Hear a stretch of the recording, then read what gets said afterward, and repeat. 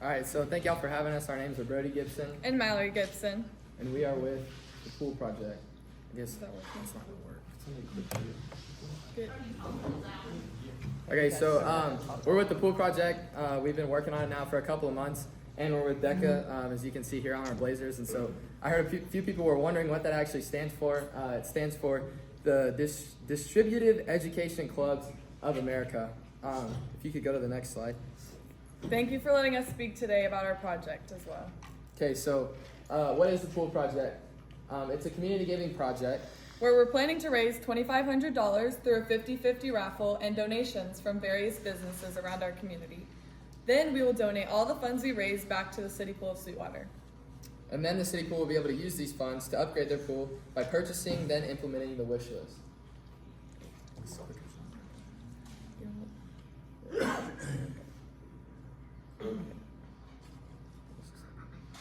Just cue him. Oh. He's got it in the back. Just cue him. Okay. Yeah. go Okay, ahead. so why do we do the pool project? We have three main reasons. The first of which being the City of Sweetwater's tax revenue has been falling while recent inflation rises, specifically from 2020 to 2023. And inflation has caused the price for upkeep of the pool to increase significantly, to where they're having to put their already limited amount of funds towards just simply keeping the pool open, and it doesn't allow them for any room for simple infrastructure upgrades. So finally, there's not enough shade and seating to support the daily crowds of 150 to 200 people every day of the summer. And upon speaking with Mr. Larry Hopple, the city pool's director, we learned that parents have even come up to him and suggested that shade would be helpful as they watch their kids swim. So the easy solution, you think, to raise these funds would be to raise the admission fees and then take those new extra profits that they didn't have beforehand and put them towards these infrastructure upgrades. However, that goes against Mr. Hopple's mission as the city pool manager. We took a survey at the middle and intermediate schools here at Sweetwater Independent School District, and 21% of those kids said that an obstacle preventing them from attending the pool in the summer is the price of admission. The price of admission right now is just $2. So the fact that 1 in every 5 kids cannot afford that really shows kind of the state that our community is in. And so Mr. Hopple believes that by raising these admission fees to maybe $4 or $5, that he would kind of lose the clientele that he already has, and then that obviously that percentage would increase, and that's something that he's not willing to sacrifice. So without the ability to raise entry fees, there's essentially no way for the city pool to raise these funds themselves. And so we also found in review of the city budget that there's no line item for infrastructure upgrades in the city of Sweetwater's budget, or specifically the section dedicated to the city pool. And so a decreasing budget paired with high inflation and obviously supply chain issues that have arisen since COVID. Products are more difficult to get, more expensive, and all that. It's really a true need has arisen for the city pool, and so that's something that we help to aid their effort in serving our community. And with this funding, we believe that the city pool will now be able to, first and foremost, purchase the wish list that Mr. Hopple has created for us, including multiple shade tarps, benches, and beach chair style lounging. In total, our wish list costs just about $2,500. We hope to expand the city pool's budget amidst rising inflation and decreasing funding from the city of Sweetwater. And lastly, with the purchase of the wish list, the city pool will now be able to provide shade and seating to their customers. So the primary and most direct beneficiaries of this project are going to be the city pool and its staff and their employee, or the people that actually attend the city pool in the summer, the kids that are there, the parents that are there using these upgrades, using the shade canopies, the seating, and then obviously the secondary target population is going to be the city pool of Sweetwater, as they will hopefully have a more happy customer base and more pleased customers. So we have 3 goals for this project. Our first of which is to raise $2,500. And we're going to do this through a 50-50 raffle that we held last Friday at the Sweetwater High School basketball games, and then sponsorships or donations from business people like you throughout our community. Our second goal is going to be to raise awareness for the city pool. And so we do this by presenting our project or any simple interactions that people have with this project, such as y'all being here and hearing about what we're doing, what we're hoping to do. And a good example of this actually would be at our presentation to the City Council on December 12th, 2023. The owner of KXOX actually came up to us afterwards and said that he wanted to run a promotion for us for free on his radio. So hopefully a few of you have heard that advertisement that he ran for us on the radio. And then ultimately, we're doing this project to upgrade our city pool and leave it better than it was. It's a big part of our community. It's a big part of what the kids do in the summer. There's plenty of people that would attest to that. And what Mr. Hoppel, the work that he's doing is really good. And so we want to help it be better than it is. Our project first began in October whenever we began to collect data. And what this provided us with was rationale, and it helped us to further our project outlook. Beginning in December, we needed to actually develop a presentation for all of our meetings, such as this, starting with the city council and then presentations to groups like you. And then once we developed the presentation, we began to organize and execute our raffle that happened last Friday on January 19th. Yes, and lastly, we will finalize our project, but this will not happen until we have hopefully raised our goal of at least raising $2,500. So our first key metric is the amount of funds we will raise. We have our goal set at $2,500, but we believe that we can raise much more than that. Our second key metric is the raffle response rate. And so what this means is the amount of people that are at the basketball game and choose to donate or participate in our raffle. Our ideal response rate was 10% of the people at the basketball game. And finally, the total amount of people we reach with this project. One of our main goals for this project is to spread awareness and show many people the value our city pool has in our community. So we will keep a running total of all the people who hear about our project and that are at our events. For example, there were 48 people at the city council meeting, and KXOX radio has around 400 daily listeners. So what possibly could get in the way of our project's success? The first major risk that we have encountered and dealt with was not getting approved by the city council. Ultimately, since we're working with a municipal entity, we have to get them to allow us to actually donate the funds. And so we had to work really hard to make that presentation well and thorough. And thankfully, the presentation went very well, and we received approval of those funds the day of our presentation. And as speaking to businesses as the majority of how we expect to raise our funds, we're going to have to work really hard to sell the project so that the companies and people will see what we're talking about and want to donate to us.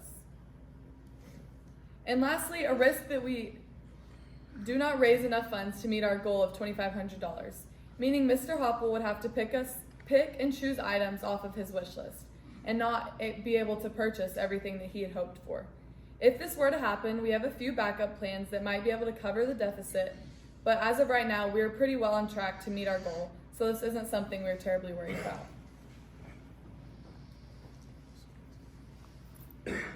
This graphic here is the actual wish list that Mr. Hoppel got for us. And it includes each item's quantity, and the price per item.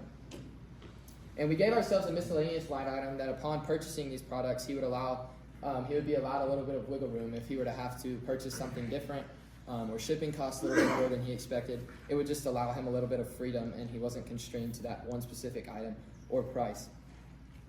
And after our raffle, we definitely realized that it's a possibility that we can raise more than $2,500. And so we have a partnership now with Sweetwater Improvement and an account with them, and so that's where all the funds will be stored and kept until the project's completion, and we are able to donate that money to Mr. Hoppel. So the planning of this project first began when we met with Mr. Hoppel, and we decided to send out a survey to the middle and intermediate schools in SISD. He also generated, then sent us our wish list. From there, we began to brainstorm and plan ways we were going to raise our $2,500 through a 50-50 raffle and donations from various businesses. Then once we decided how to get the money, we had to decide what to do with the money. And then we were referred to the Sweetwater Improvement Organization, who would hold our money and back us with the 501c3 nonprofit. But in order to get an account with the Sweetwater Improvement, we would need to send a letter to their board of directors seeking approval, and we were granted approval November 30th, 2023. After we were approved, Ms. Hunt generated us a list of companies who would potentially be willing to donate and gave us names and contacts with each of these companies. Finally, we would need to plan the raffle and everything that goes into it, such as speaking with SISD administration and seeking approvals. So we have two ways to raise this $2,500. The first of which is a raffle, 50-50 raffle that we held last Friday. We obviously raised $857 was our net profit. Originally, it was planned to be a 50-50 raffle where, y'all do this, where the winner gets half the money and then the organization gets half the money back. But our donor, or the winner was very generous, and she actually donated all of those funds back to us, so we got to raise all of that money. So if she hadn't donated those funds, it would have been around $450 $28, but we got those funds back, which got our total to $857. And then the other way that we plan to make out that $2,500 is through donations. And so what we're going to do is we're going to go around and speak to company owners, business owners throughout our community seeking donations. And what we're going to do is we're just going to ask for a $250 donation.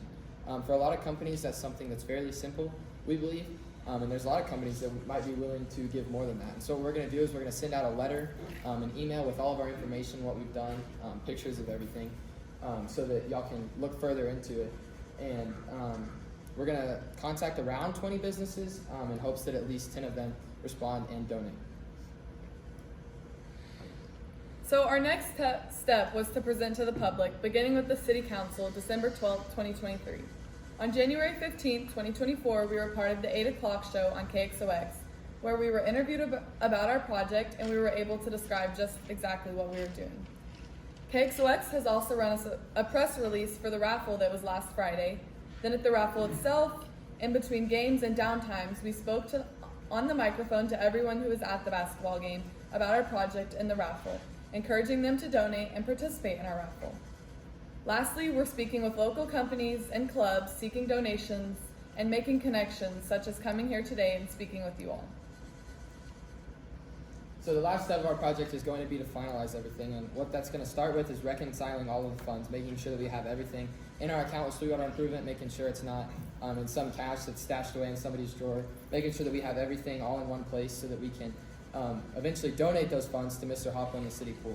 Then from there, he'll be able to order all of these products that he had hoped for, and then once everything is shipped, the city of Sweetwater is actually going to install all of these things for us. And then after that, we hope to hold a ribbon cutting style ceremony where we might invite K-Texas or K-Tab to come be a part of it, so we can further increase the city pool's awareness and maybe also take the opportunity to brag on Mr. Hopple. And the other thing that we'll do there is we'll take the opportunity to publicly thank all of our donors. So if Family RV was to donate, we could say your name up on the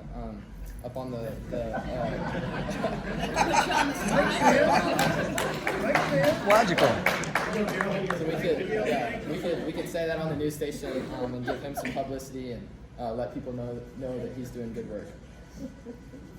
So staying organized has been key to the success of our project. We've done this by 3 things: weekly meetings with our team, where we created to-do lists and lay out the week ahead of us.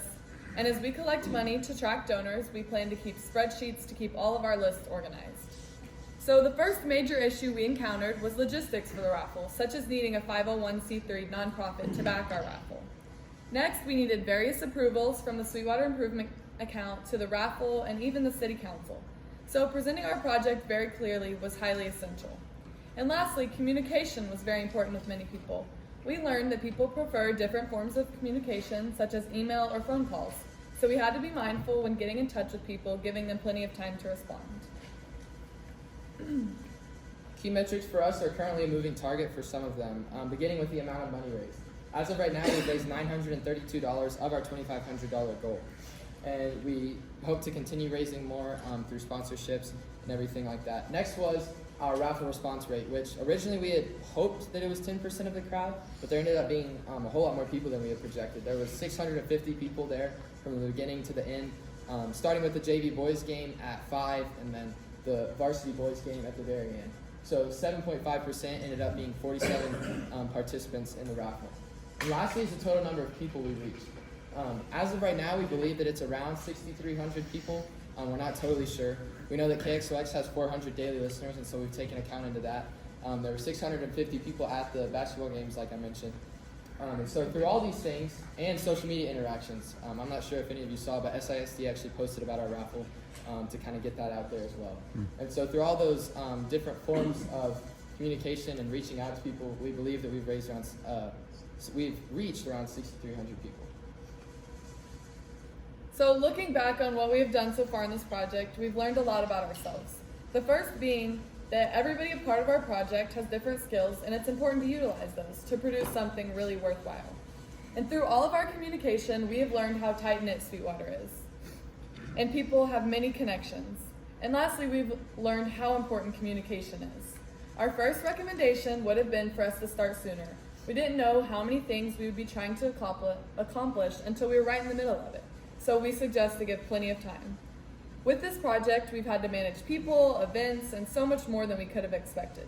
So we'd recommend for our next project to work through everything before we were really in it so that we can be prepared for all the work it takes. And lastly, we would like to suggest to ourselves and everyone who has supported us this far to continue giving back to our community and the world around us, and you will not regret it. So thank you all for having us here today. Thank you for listening. If you have any questions, we can answer a few now and then maybe speak with you after. And also, if you and your company is looking to donate, if this is something that you want to be a part of, something you want to contribute to, we'd love to speak with you after and maybe get some contact information so we can follow up. So thank you all for having us, and that's it.